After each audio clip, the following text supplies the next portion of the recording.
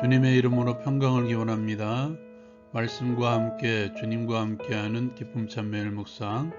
오늘 말씀은 마태복음 27장 57절에서 66절까지의 말씀입니다.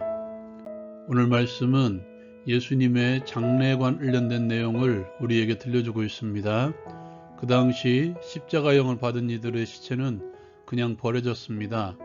아리마대 요셉은 이를 알고 있었기에 예수님의 시체를 달라고 해서 깨끗한 세마포에 싸서 자기의 새 무덤에 장사 지냅니다.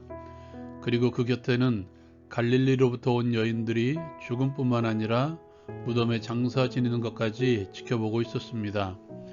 유대의 종교 지도자들은 빌라도를 찾아갑니다.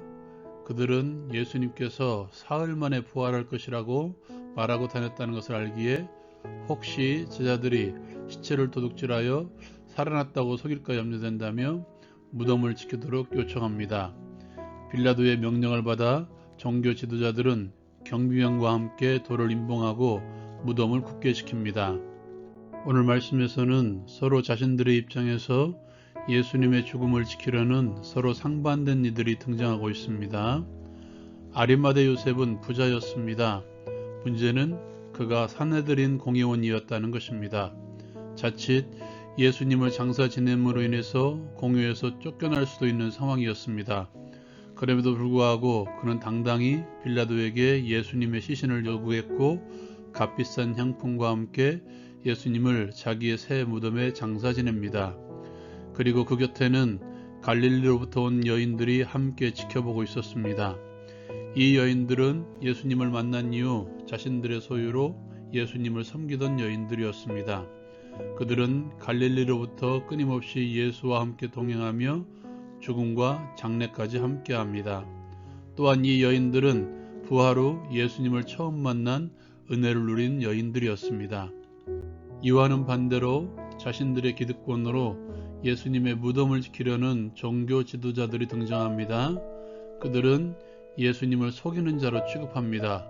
그리고 그들은 예수님께서 사흘 후에 다시 살아나리라 한 말도 기억하고 있었습니다. 빌라도를 찾아가 요구합니다.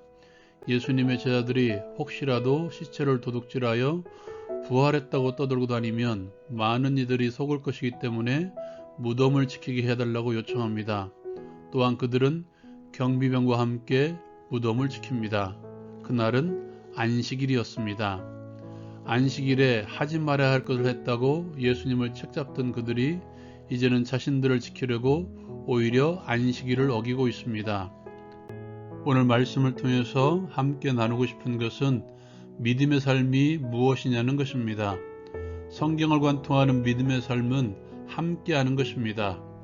예수님을 만난 이후로 아리마대 요셉도 갈릴리의 여인들도 늘 예수와 함께했습니다. 그들은 한결같이 주님과 동행했습니다.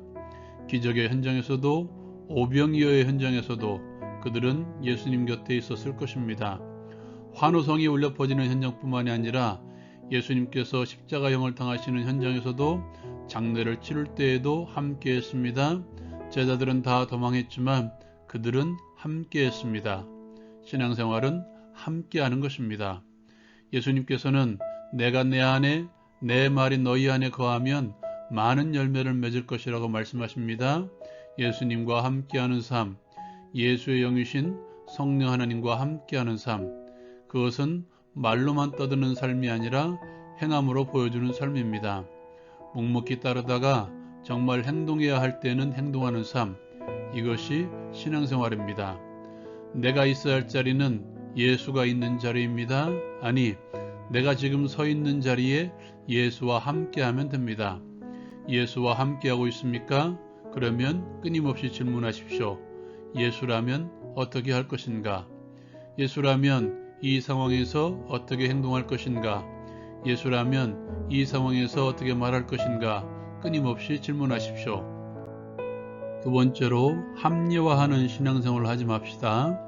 오늘 말씀에서 종교 지도자들은 예수의 제자들의 시체를 도둑질하여 속일까봐 무덤 문을 함께 지킵니다.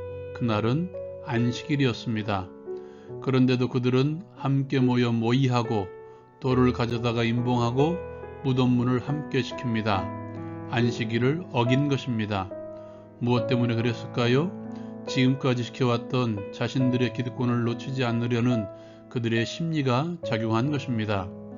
그리고 그들은 종교를 지킨다는 명분을 내세워 이것을 합리화했을 것입니다. 신앙의 합리화. 여러분은 어떻습니까?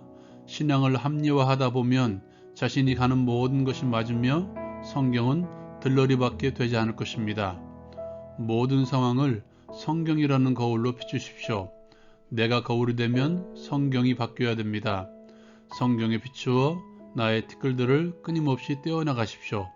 이것이 믿음 생활의 또 다른 모습입니다.